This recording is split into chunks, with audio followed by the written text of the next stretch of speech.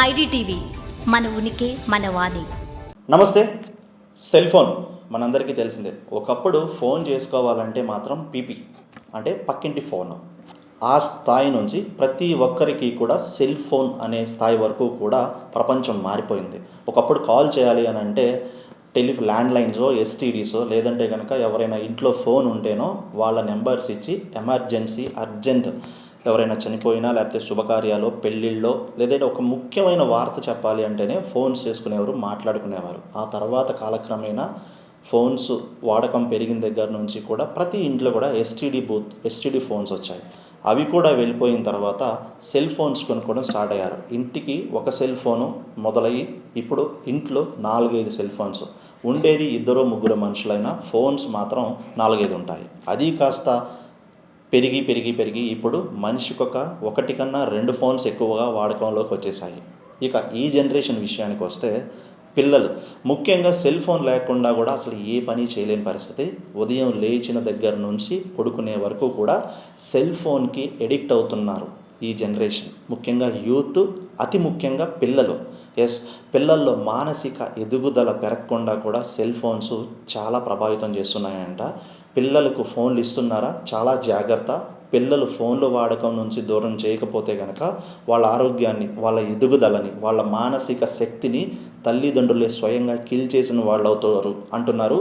తాజాగా ఒక సర్వే నిర్వహించిన దాని ప్రకారము సెల్ ఫోన్ వాడకంలో పెద్దవాళ్ళ కన్నా కూడా చిన్నపిల్లలు బిలో 10 ఇయర్స్ లేకపోతే 5-6 మధ్య ఇయర్స్, బిలో 5 ఇయర్స్ పిల్లలు, చంటి పిల్లలు ఎక్కువగా ఫోన్కి అడిక్ట్ అవుతున్నారు. బొమ్మలు చూడకుండా ఆహారం తినడం లేదు, బొమ్మలు చూడకుండా ఏది చూడట్లేదు. వాళ్ళు ముఖ్యంగా ఎడ్యుకేషను ఈ 1st నుంచి 5th స్టాండర్డ్ పిల్లలైతే మాత్రం కనుక ఈ సెల్ ఫోన్ లేకుండా మాత్రం ప్రపంచాన్ని నడవలేని పరిస్థితి. అది దారుణమైన పరిస్థితి అంట. నిజంగా పిల్లలకు సెల్ ఫోన్ మాత్రం దూరం చేయకపోతే వాళ్ళ మానసిక ఎదుగుదలను, వాళ్ళ తెలివితేటలను స్వయంగా మనమే కిల్ చేసిన వాళ్ళం అవుతామంట. ఇంకా ముఖ్యమైన విషయం ఏంటంటే సెల్ ఫోన్ వాడకం అనేది ఎంత తగ్గిస్తే పిల్లల్లో వాళ్ళ మానసిక స్థితి కానివ్వండి, ఆలోచన శక్తి, ఆరోగ్యము అంతగా మెరుగుపడుతుంది.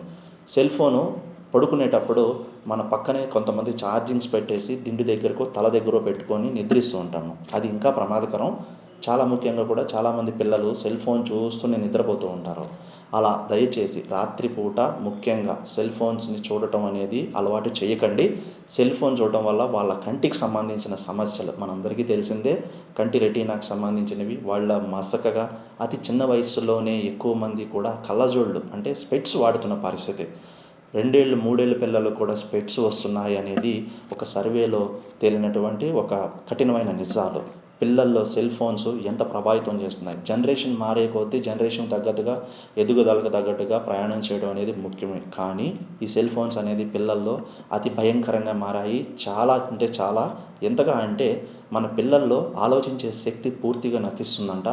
బద్ధకం ఎక్కువగా అయిపోతుంది. ఏ పని చేయాలన్నా యాక్టివ్గా ఉండరు. ముఖ్యంగా చదువు విషయంలో చాలా జాగ్రత్తగా ఉండాలంటున్నారు. ఎందుకు అనంటే ఆలోచించి తెలివితేటలు గల శక్తిని, మెదడుకు పని చెప్పే పనులు ఏవైతే ఉన్నాయో అవి పూర్తిగా నిదానంగాను మందగించిపోయి డెడ్ అంటే ఇక అసలు వాళ్ళు ఎవరైనా ఏదైనా చెప్తే తప్ప చేయలేని పరిస్థితి, ఏదైనా చెప్తే తప్ప ఆలోచించలేని పరిస్థితి, ఏదైనా చెప్తే తప్ప తినలేని పరిస్థితి. ఆ స్థితికి వచ్చేస్తారు. అంటే మానసికంగా వాళ్ళు మర్చిపోయి ఒక దానికి ఎడిక్ట్ అయిపోయి అదే ప్రపంచానికి అలవాటు పడే పరిస్థితి కనుక వస్తే నిజంగా అది ప్రమాదకరం. దయచేసి సెల్ ఫోన్ వాడకాన్ని తగ్గించండి. పెద్దవాళ్లే కాదు, ముఖ్యంగా ఇళ్లల్లో పిల్లలకు అసలు సెల్ ఫోన్స్ అనేవి ఇవ్వద్దు. 15 ఏళ్ళు 18 ఏళ్ళు వచ్చే వరకు కూడా ఫోన్ని ముఖ్యంగా బొమ్మలు చూడడం కానీ, ల్యాప్టాప్స్ కానీ, ట్యాబ్స్ కానీ రాత్రి వేళలో అస్సలు ఇవ్వకండి.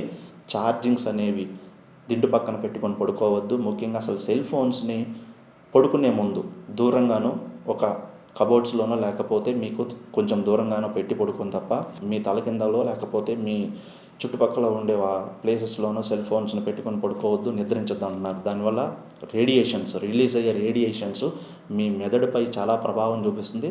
ముఖ్యంగా చిన్నపిల్లల మెదడు మీద చాలా ప్రభావం చూపిస్తుంది. సెల్ ఫోన్లు వాడేటప్పుడు చాలా జాగ్రత్తగా ఉండండి.